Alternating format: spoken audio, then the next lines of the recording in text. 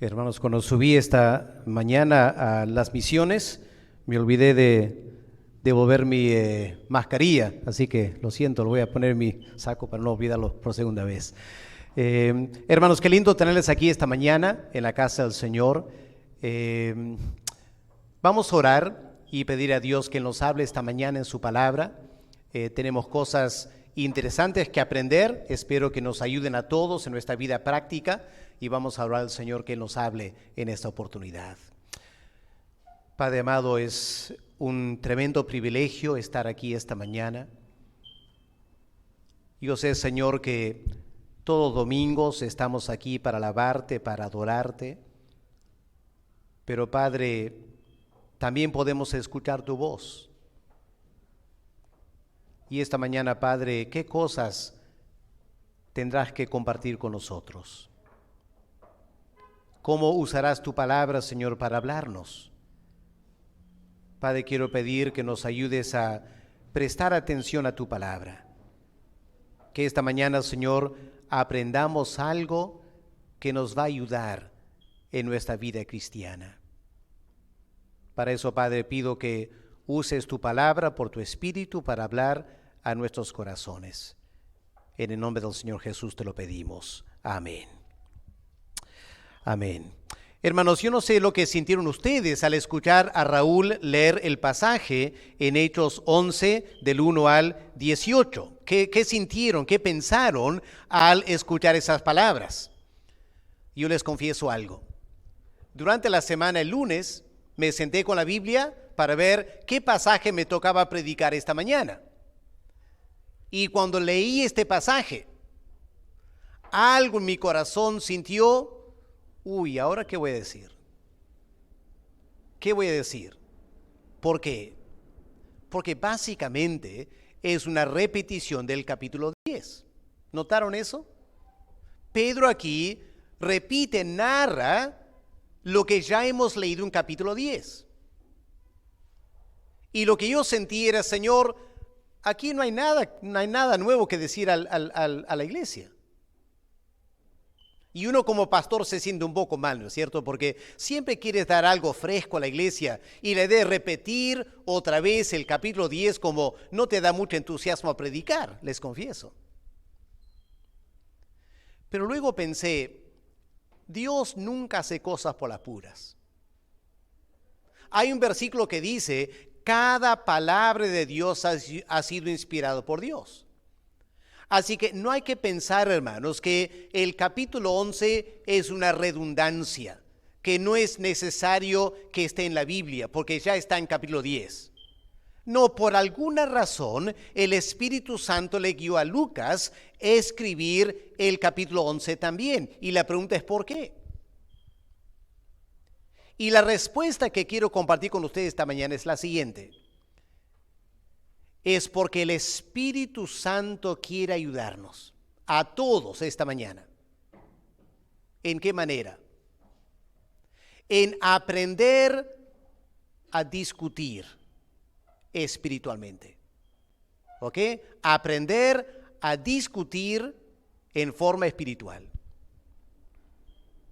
Hermanos, yo les pregunto, ¿acaso no hemos tenido todos esas experiencias un poco tristes de una pelea familiar? ¿Han tenido eso? ¿Una pelea familiar? Donde los hermanos se han peleado entre ellos, o los papás con los hijos con los padres, o los esposos han peleado y los hijos han quedado ahí anonadados a escuchar las palabras que el hombre dice a la mujer o la mujer le dice al hombre. Aunque sea pastor y misionero. Yo tampoco soy exento de eso, aunque no lo crean, ¿ya? De vez en cuando tenemos también alguna pequeña pelea familiar, alguna discusión con mi esposa Giovanna, porque soy un ser humano igual que ustedes. La pregunta es, ¿cómo discutimos? Y creo que todos tenemos que agachar la cabeza y reconocer que hemos sido partícipes de discusiones familiares nada buenas. donde hemos perdido los papeles, como se dice. Nos hemos descontrolado. Hemos dicho cosas que después nos hemos lamentado, pero demasiado tarde. La herida, el daño ya se causó. Esta mañana, Dios quiere enseñarnos cómo llevar a cabo una discusión. No en la carne, sino en el espíritu. Porque aquí tenemos una discusión entre Pedro y un grupo de cristianos en la iglesia en Jerusalén que nada le gustó lo que Pedro había hecho y lo cuestionaron. Y lo que Dios quiere enseñarnos esta mañana es cómo llevar adelante una conversación alturada cuando discrepamos con alguien y más aún todavía cuando somos atacados. ¿Cómo te sientes cuando alguien te ataca? Cuando alguien te acusa de algo. ¿Y cómo reaccionas? Hermanos, lo más fácil, ¿no es cierto? Lo más fácil es reaccionar en la carne. Y no debemos hacer eso. Vamos a ver cómo Pedro reaccionó ante esta situación. Vamos a empezar esta mañana viendo el cuestionamiento a Pedro. Cómo un grupo de cristianos le cuestionaron a Pedro seriamente. Miren versículos 1 al 3. Oyeron los apóstoles y los hermanos que estaban en Judea, que también los gentiles habían recibido la palabra de Dios. Y cuando Pedro subió a Jerusalén, ¿qué pasó? Discutían con él los que eran de la circuncisión, diciendo a Pedro, llamándole la atención al pastor titular, llamándole la atención al hombre que Cristo mismo había nombrado. Se atrevieron a cuestionarlo, a Pedro, fuertemente diciendo, ¿y por qué has entrado en casa de hombres incircuncisos y has comido con ellos? ¿Qué hay detrás de este cuestionamiento? Bueno, en primer lugar, hay que reconocer que lo que había pasado en capítulo 10 fue algo revolucionario. La primera vez que se predicó el evangelio abiertamente a gente gentil, a gente que nada tenía que ver con el judaísmo. Para nosotros que somos gentiles, es muy... estamos aquí porque se nos predicó el evangelio, ¿no es cierto? Estamos acostumbrados a eso. Y nos cuesta entender lo radical y lo revolucionario de lo que Pedro hizo, predicando el evangelio en la casa de Cornelio. Ahora, en primer lugar, noten en versículo 1, el reporte tuvo elementos positivos, ¿no es cierto? Miren versículo 1. Llegó este reporte que también los gentiles habían recibido la palabra de Dios. Quiero que subrayen esa frase. Habían recibido la palabra de Dios. ¿Por qué es importante notar esas palabras? Por lo que leemos en Hechos 8 y el versículo 14. Volvamos en nuestras Biblias al capítulo 8 y el versículo 14. ¿Qué leemos ahí? Cuando los apóstoles que estaban en Jerusalén oyeron que Samaria había recibido la palabra de Dios. Las mismas frases, ¿no es cierto? Samaria había recibido la palabra de Dios. Hermanos, lo que Lucas nos está indicando es que la obra misionera estaba avanzando muy bien. La iglesia estaba cumpliendo la gran comisión. Se empezó predicando la palabra en Jerusalén. Luego se predicó la palabra en Judea. En capítulo 8 se predica la palabra en Samaria. Y en capítulo 10 y 11 se predica la palabra a los gentiles. Exactamente lo que Cristo había ordenado a la iglesia hacer. Eso era algo muy positivo. Lamentablemente, había algunos elementos en la iglesia en Jerusalén que no lo tomaron así. No lo tomaron como algo positivo. Y hay que reconocer, hermanos, que muchas veces se da eso. Que cuando en la iglesia algo bueno se está haciendo, nunca faltan algunos que van a cuestionar, van a criticar, van a observar. ¿Ok? Hay que prepararnos para eso. Eso es muy común y corriente. Pero en este caso se volvió algo peligroso. Porque en versículo 2 dice que estas personas disputaban con el apóstol Pedro. Disputaban. Esa palabra disputar, ¿qué significa? Para entender lo que esta palabra significa y la importancia de este término, hay que mirar un momento en capítulo 10 y el versículo 20. Porque en ese versículo tienes el mismo verbo en griego, el idioma original, aunque la Reina Valera o nuestras Biblias en español lo traducen diferente. Yo tengo aquí la Reina Valera y en Hechos 10, el versículo 20 dice, levántate pues y desciende y no dudes. Esa palabra, no dudes, no caviles. No te pongas a cuestionarme, dice Dios. Te estoy enviando. No dudes, ir, no caviles en tu mente. Tenemos el mismo verbo en capítulo 11 y el versículo 12.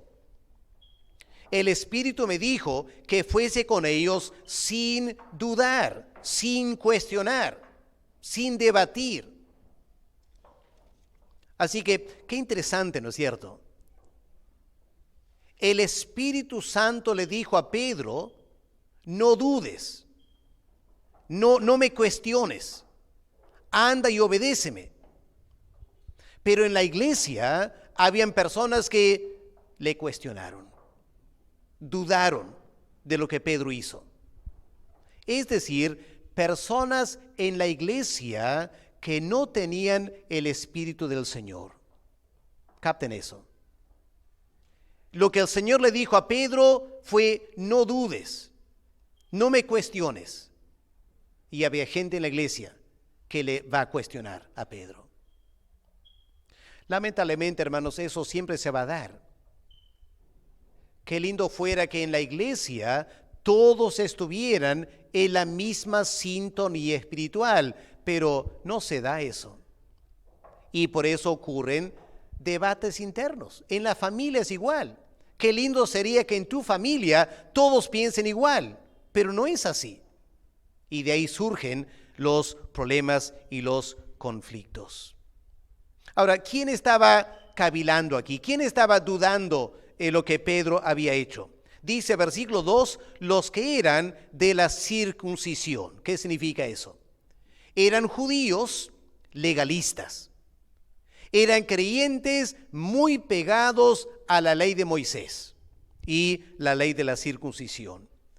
Y la pregunta o el cuestionamiento que tenían era muy específico también, versículo 3, diciendo, ¿por qué has entrado en casa de hombres incircuncisos? Ahí está la primera pregunta. ¿Qué estabas haciendo, Pedro, entrando en la casa de hombres no circuncidados, hombres paganos? No debiste haber entrado, le están diciendo. Es más, comiste con ellos. ¿Cómo es posible, Pedro, que hayas comido con los incircuncisos? Para nosotros, lo que Pedro hizo fue algo tremendo, ¿no es cierto? ¿A quién no le gustaría que algún inconverso te invite a su casa para que le prediques el evangelio? Y que en ese contexto te invita a almorzar también con ellos. Mira, vas predicando el evangelio. Hermanos, para cualquiera de nosotros, espero, sería una linda oportunidad. Aquí nada que ver, según estas personas. Ahora, ¿por qué no? Muchas razones quizás, pero una, indudablemente, era el orgullo de ser judío. Estas personas muy pegadas a la ley de Moisés, muy pegadas al concepto que Dios había escogido a Israel para ser su especial tesoro. Como señal de ser de Israel, la circuncisión, el gran orgullo. Somos lo máximo en la tierra, la circuncisión. Y los que no son circuncidados, ellos son gente contaminada, gente sucia, paganos. Hay que evitarlos. Fue la actitud, tristemente, de estos creyentes. Y por eso le cuestionaron a Pedro seriamente. Lamentablemente estas personas tenían la actitud de los fariseos, ¿no es cierto? ¿Se acuerdan cómo los fariseos cuestionaban al Señor? ¿Por qué Él se juntaba con los publicanos y los fariseos y comía con ellos? ¿Cómo los fariseos cuestionaban, ¿no es cierto?, al Señor Jesús por mezclarse con gente pecaminosa, los publicanos y los pecadores. Y aquí le están haciendo la misma pregunta al apóstol Pedro. Y hermanos, hay que aprender esta mañana, esta primera lección práctica. No te sorprendas que si tú haces algo a favor de Dios, y en especial cuando Dios te bendice, viene una reacción negativa. Satanás siempre se va a encargar de eso. Yo encuentro como pastor que los peores días son los lunes después de tener un buen domingo predicando la palabra. Porque después de una bendición viene una suerte de contraataque espiritual. Así que eso estaba pasando aquí con Pedro y hermanos, hay que estar preparados para eso. Si tú haces algo a favor del Señor y Dios te usa, prepárate para un contraataque después, ¿ok? Porque casi siempre ocurre y hay que estar preparados. Así que le cuestionaron al apóstol Pedro. Ahora, lo interesante y donde quiero centrarme esta mañana es la reacción de Pedro. ¿Cómo va a responder Pedro? Ahora, recordemos quién era Pedro. Pedro no era cualquier persona. No era otro creyente en la iglesia más. Pedro, podemos llamarle en nuestra estructura eclesiástica de la alianza, Pedro era el pastor titular, que estaba a cargo de la iglesia, el gran apóstol Pedro. Es más, era el hombre que Cristo mismo había seleccionado y Cristo había dicho, yo voy a construir la iglesia sobre esta roca de tu gran declaración. En otras palabras, el mismo Señor Jesús había encargado a Pedro la dirección de la iglesia.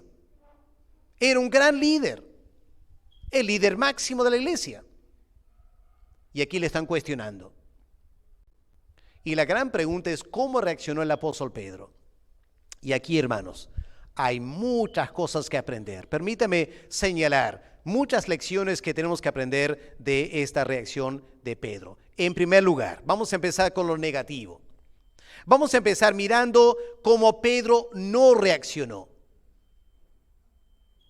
Porque yo veo aquí un gran contraste con mis reacciones. Demasiadas veces, confieso, reacciono en la carne. Alguien me cuestiona, alguien me pregunta y lo más natural para la carne es reaccionar en ciertas maneras.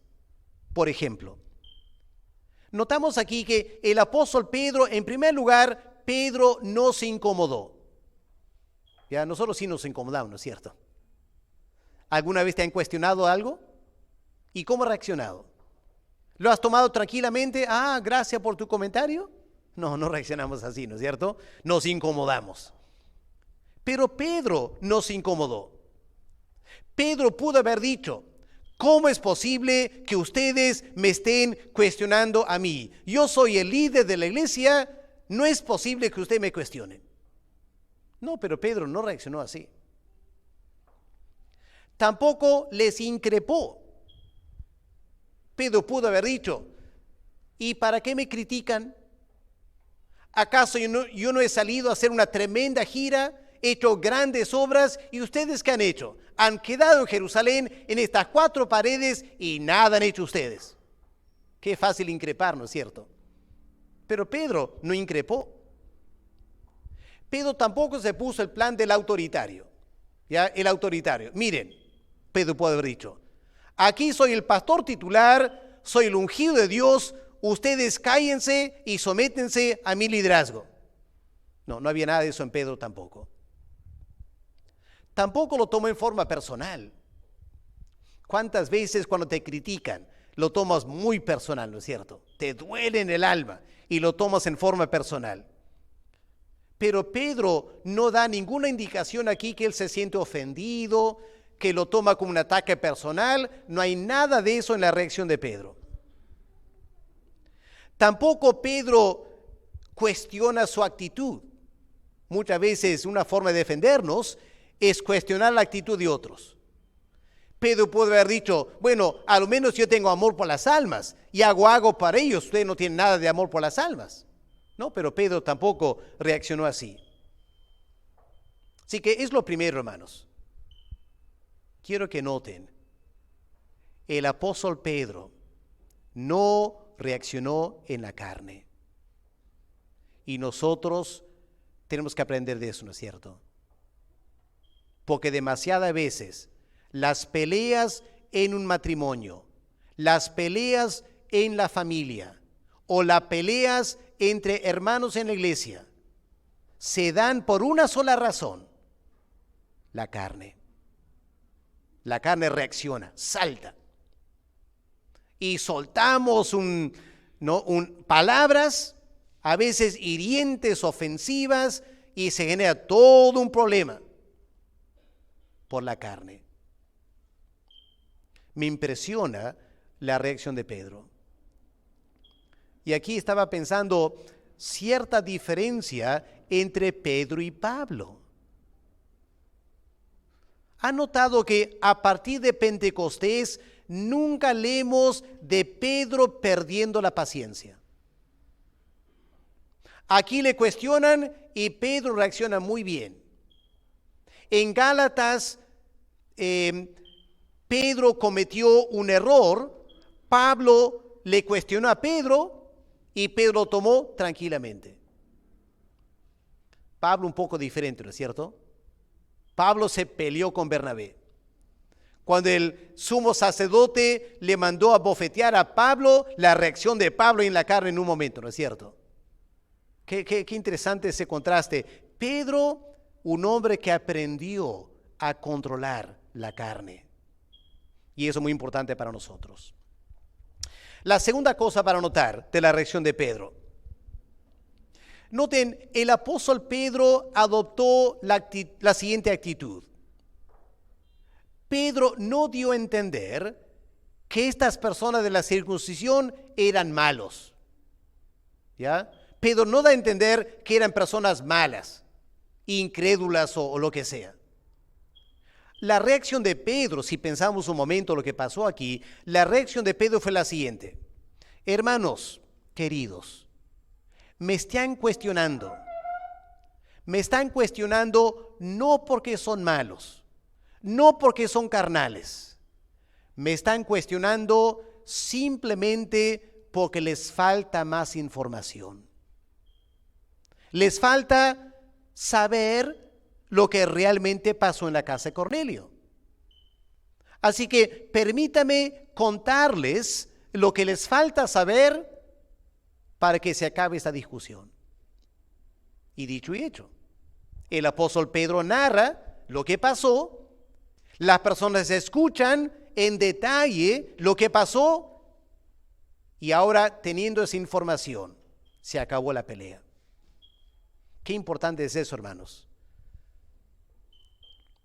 Yo tengo que aprender aquí mucho, porque a veces yo me encuentro como pastor, a veces en las redes, lo que sea, discutiendo con personas que tienen otras perspectivas teológicas.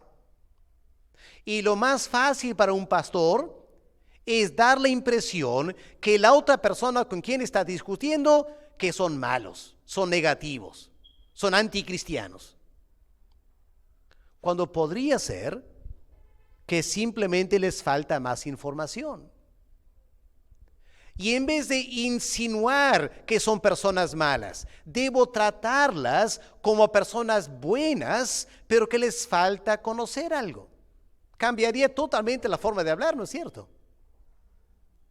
Qué interesante. Por eso Pedro repite la historia. Por eso Lucas ha repetido la historia, para enseñarnos que lo que Pedro está haciendo aquí es simplemente dándoles la información que necesitan para que se acabe la discusión. Y bueno, yo les recomiendo en sus familias, en sus matrimonios, aprendamos a hacer esto. Porque muchas veces nuestras discusiones no son necesarias. Alguien ha malinterpretado algo porque no sabe toda la información. Entonces, no reaccionemos. Calmadamente digamos demos la información. Y muchas veces eso va a acabar con la discusión. ¿Ok? Y eso es lo segundo que notamos aquí. La tercera cosa que notamos aquí es cuando Pedro empieza a narrar la historia. Miren versículo 4, miren este detalle que Lucas nos da en versículo 4. Entonces comenzó Pedro a contarles por orden. Esa frase, por orden, lo sucedido. ¿Qué significa eso? Que Pedro les contó exactamente lo que pasó. No añadió, no disminuyó, no exageró. Simplemente les contó en orden exactamente lo que había pasado. Ahora, yo planteo que aquí Pedro pudo haber hecho otra cosa. Por ejemplo, Pedro pudo haber exagerado lo que pasó, diciendo, hermanos, una gran bendición y ponerse a medio exagerar cuánta gente se convirtió, quiénes estaban ahí, los nombres, las autoridades, los cargos y llevarlo todo el plan de exageración. Pero Pedro no hace eso. Una forma muy sencilla. Simplemente narra en orden exactamente lo que pasó. Pedro no está llamando atención a sí mismo. Pedro no mezcla cosas personales con este narrativo. Lo hace en forma muy, muy ordenada. Tal así que Pedro menciona que había cosas que él no entendía. Porque cuando él narra de esto del lienzo, el apóstol Pedro da a entender que él tampoco había entendido bien estas cosas. Y que el Espíritu Santo tuvo que explicarle a Pedro y que poco a poco Pedro fue entendiendo. Ahora, hermanos, esto es algo que raras veces se da en un líder.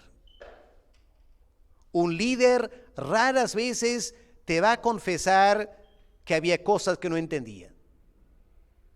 A veces su orgullo personal, su deseo de cuidar su figura de autoridad, no le permite ser honesto y reconocer que había cosas que no entendía. Pero Pedro claramente da a entender eso, diciendo, hermanos, me están cuestionando por lo que yo hice y la verdad, hermanos, es que cosas pasaron que yo tampoco entendí. Y Dios tuvo que darme esta visión y me la dio 3 veces y ni a la tercera vez entendía. Qué lindo de Pedro, ¿no es cierto? Esta sencillez, esta humildad de reconocer, no es un sábelo todo. Y eso ayuda en la conversación. Si tú te pones en el diálogo, si tú te pones en el plan de que yo sé todo y no tienes nada aquí que enseñarme, ya eso aumenta, es echar leña al fuego, ¿no es cierto?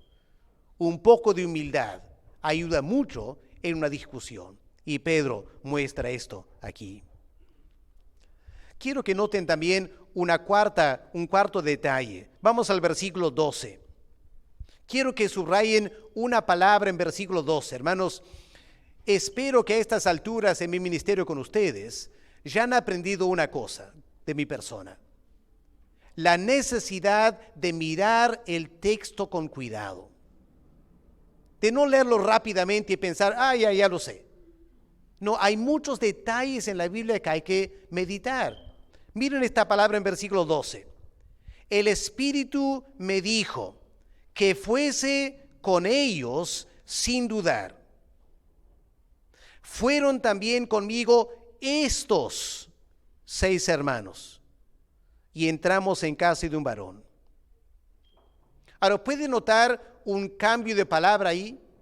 Un cambio que aparentemente es insignificante y me imagino que la gran mayoría de nosotros ni nos daríamos cuenta. La diferencia entre ellos y estos. En la primera frase, el Espíritu Santo me dijo, Pedro reportando lo que había pasado varios días antes, me dijo que fuese con ellos, es decir, con los hombres que habían venido de Cornelio para acompañarlo. Ya está hablando de terceras personas. Que fuese con ellos, sin dudar. Y luego Pedro dice, fueron también conmigo estos. Esa palabra estos, ¿qué da a entender? Estos que están conmigo ahora. Estos que están aquí delante de ustedes, en Jerusalén. En otras palabras, los 6 creyentes de la iglesia en Jope, ¿se acuerdan que acompañaron a Pedro? Pedro los llevó, 6 hermanos de la iglesia en Jope, los llevó a la casa de Cornelio como testigos.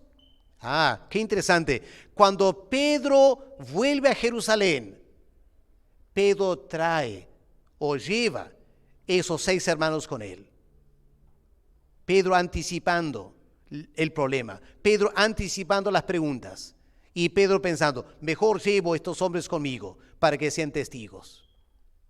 Y Lucas da a entender, esas 6 personas estaban ahí presentes en la conversación y podían dar testimonio de lo que había pasado. Cuán sabio era Pedro.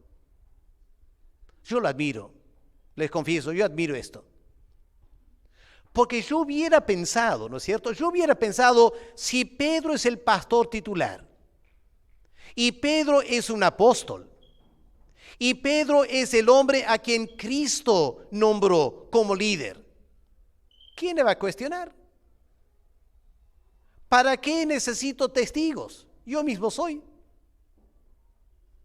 Pero Pedro, otra vez una mezcla de humildad y sabiduría, dijo a los 6 hermanos, acompáñenme por favor, vamos a Jerusalén. Porque probablemente en Jerusalén esto va a levantar polvo, como decimos. Y ustedes me van a poder apoyar, dando testimonio que las cosas fueron exactamente como yo les voy a contar. Esa sabiduría de Pedro me parece algo muy notable aquí. Una quinta cosa para notar en este resumen que Pedro da es cómo Pedro enfatiza a Dios, no a sí mismo. Hermano, qué fácil hubiera sido para Pedro, ¿no es cierto? Qué fácil es para un pastor. Cuando Dios te ha usado en una gran prédica, logrando grandes cosas, qué fácil es para el pastor narrar la experiencia resaltándose a sí mismo, dando a entender qué gran hombre soy. Y Pedro pudo haber hecho eso, ¿no es cierto? Pero lo interesante, cuando lees con cuidado este narrativo, vas a ver cómo Pedro resalta a Dios, no a sí mismo. Versículo 12, por ejemplo. Versículo 12, Pedro dice, el Espíritu me dijo que fuese con ellos. No fue la idea de Pedro. No fue una idea brillante de Pedro. No fue una nueva estrategia de Pedro. Pedro dice, yo lo hice porque Dios me mandó. El Espíritu me dijo que fuese con ellos. También versículo 15. Y cuando comencé a hablar, ¿qué dice Pedro? Cayó el Espíritu Santo sobre ellos. Es decir, yo no tuve nada que ver con esto. No es que yo tenía facilidad de palabras, que yo les convencí, que mi gran prédica logró este impacto. No, Dios lo hizo. El Espíritu Santo obró. Y Él causó la conversión de los gentiles. Y en versículo 16, entonces me acordé lo dicho por el Señor. Apela al Señor también. Que lo que pasó en la casa de Cornelio fue exactamente lo que Dios quería, lo que Dios había predicho a través del Señor Jesús. Así que, hermanos, la manera que Pedro presenta todo esto le lleva a una lógica irrefutable, ¿no es cierto? Versículo 17. Noten la lógica de Pedro aquí. Si Dios, pues, les concedió también el mismo don que a nosotros, que hemos creído en el Señor Jesucristo, ¿quién era yo? ¿Quién era yo que pudiese estorbar a Dios? Y la respuesta obviamente es, tú no eres nadie, Pedro. Tú no eres nadie. Dios estaba obrando. Y lo que tú hiciste al bautizarlos, lo que tú hiciste al ir a comer con ellos, fue exactamente lo que debió pasar, porque tú estabas dejándote guiar por el Señor. Pero noten también, hermanos, para terminar esta parte, noten un cambio sutil pero importante en la conversación. Hagan memoria. ¿Cuál fue la pregunta de las personas en versículo 3? ¿Cuál fue la pregunta? ¿Por qué has entrado en la casa de estos hombres incircuncisos? Pregunta número 1. Pregunta número 2, ¿por qué has comido con ellos? Ahora, Pedro casi no contesta esas preguntas. Pedro los lleva por otro plano, ¿no es cierto? Pedro los lleva a pensar en lo que el Espíritu Santo hizo, en cómo la salvación llegó a sus corazones, cómo se bautizaron en el nombre de Jesús, el Mesías judío. Así que Pedro no se limitó a contestar las preguntas que tenían. Pedro fue más allá. Pedro quería elevar su pensamiento de cosas terrenales a cosas espirituales. No se redujo, no se limitó a la temática que ellos plantearon, sino que Pedro los llevó a la temática mucho más importante que tiene que ver con la salvación de las personas. Así que, hermanos, en todo esto, cuando leemos detenidamente y analizamos la respuesta de Pedro, nos damos cuenta, qué ejemplo, qué tremendo ejemplo de Pedro, de un hombre bajo el control del Espíritu Santo para evitar que el cuestionamiento cause mayores problemas dentro de la vida de la iglesia. Para terminar esta mañana, hermanos, veamos la reacción de los interlocutores en versículo 18. La gente que le había criticado a Pedro escuchan, me imagino, en silencio el discurso de Pedro y al final reaccionan en versículo 18. ¿Qué leemos? Entonces, oídas estas cosas, en primer lugar, ¿qué hicieron? ¿Qué dice la Biblia? Callaron. La palabra aquí significa desistieron del argumento.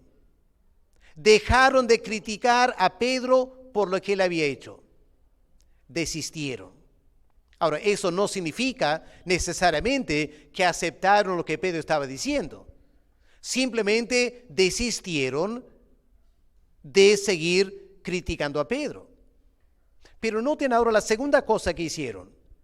Glorificaron a Dios. Glorificaron a Dios. Empezaron criticando a un hombre, a Pedro, y terminaron glorificando a Dios. Por la manera que Pedro manejó la situación, Pedro los llevó de mirar a él, a Pedro, a mirar a Dios, a poner su mirada en Dios. Y cuán importante, hermanos, es eso, ¿no es cierto? Muchas veces las peleas que tenemos en la familia, las peleas que tenemos en el matrimonio, en la iglesia, demasiadas de esas peleas se centran en nosotros, cosas humanas.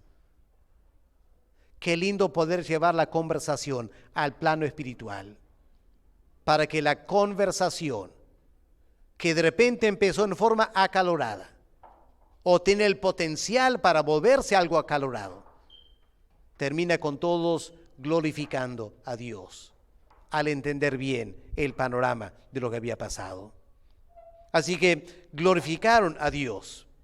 ¿Y qué dijeron al final?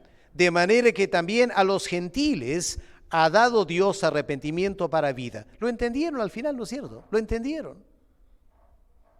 Lo entendieron porque Pedro no los maltrató.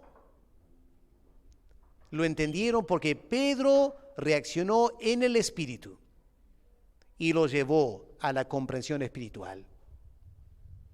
Para concluir, hermanos, ¿qué pasó después? Miren del versículo 19 en adelante, ¿cuál es el título en sus Biblias? ¿Cuál es el título, hermanos, en sus Biblias? La iglesia en Antioquía. Antioquía, una ciudad fuera de Palestina. Antioquía, una ciudad de los gentiles. Hermanos, estamos por empezar a leer la evangelización no de una familia, como Cornelio, capítulo 10. Vamos a leer la evangelización de toda una ciudad. Y hermanos, en la ciudad de Antioquía se está por establecer una iglesia gentil, y esta iglesia gentil va a enviar a Pablo y a Bernabé a la obra misionera para que la iglesia corra por todo el imperio romano. Pero yo planteo lo siguiente: si Pedro no hubiera reaccionado bien aquí, de repente nunca se hubiera establecido la iglesia en Antioquía. De repente, humanamente hablando. ¿Por qué no? Porque, hermanos, piensen. Si Pedro hubiera reaccionado en la carne, lo más probable es que en Hechos 11, el versículo 18, se hubiera desatado una guerra civil en la iglesia. Dos grandes bandos, los que son de la circuncisión y los que son de Pedro. Y fácilmente la iglesia cristiana se podría haber dividido. Y obviamente, si la iglesia en Jerusalén se hubiera dividido, no estarían en condiciones de apoyar la obra en Antioquía y de ver la obra crecer más adelante. Hermanos, la iglesia estaba en un momento crítico. Estaban por pasar de la tarea misionera en Jerusalén a la tarea misionera para el resto del mundo. Y todo dependía de cómo Pedro manejaba esta situación. Menos mal que Pedro la manejó muy bien. Generó la unidad de la iglesia. Y ahora todos estaban dispuestos a apoyar la obra en Antioquía entre los gentiles. Y el evangelio ha llegado a nosotros ahora, en Perú también. ¿Se dan cuenta, hermanos, cuánto está en juego, aún en una discusión que podemos tener? Y en la familia, cuando estás discutiendo de algo, trata de pensar más allá de tu posición personal. Si tú quedas bien o tú quedas mal, trata de evitar eso. Trata de preguntarte a dónde va a ir esta conversación. ¿Cuál será el resultado de esta conversación? Porque si no manejo bien esta conversación, puede ser un desastre para el matrimonio o para la familia. Y aprendamos a dejar que el Espíritu Santo nos controle, para que una conversación que podía tener el potencial para dividirnos, termine uniéndonos para impulsar el reino de Dios. Todo depende de cómo reaccionamos a una crítica. Críticas siempre van a venir, hermanos.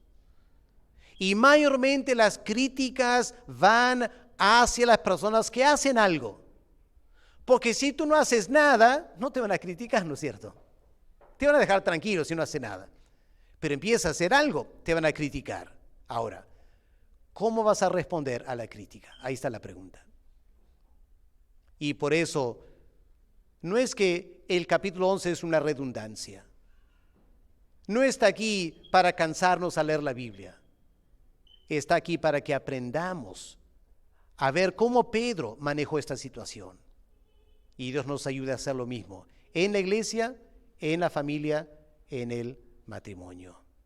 Vamos a orar. Padre amado, gracias por tu palabra esta mañana, Señor, por las cosas interesantes que podemos entender en la Biblia. Cuán cierto es, Señor, que toda la Escritura es inspirada por Dios. Aún partes que nos parecen repetitivos, por algo están aquí, Señor. Y tú quieres por tu Espíritu guiarnos al estudiar tu palabra para encontrar estas lecciones que pueden ser útiles para nosotros. Padre, quiero pedir por mí mismo y por mis hermanos esta mañana. Somos demasiado conscientes, Señor, que cuando se nos cuestiona de algo, lo más fácil es reaccionar en la carne.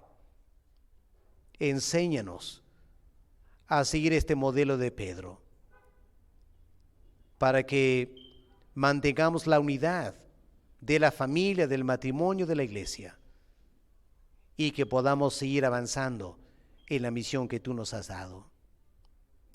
Padre, gracias por hablarnos esta mañana. Quiero pedir que tú nos ayudes a aplicar a nuestras vidas lo que tú quieres para nosotros.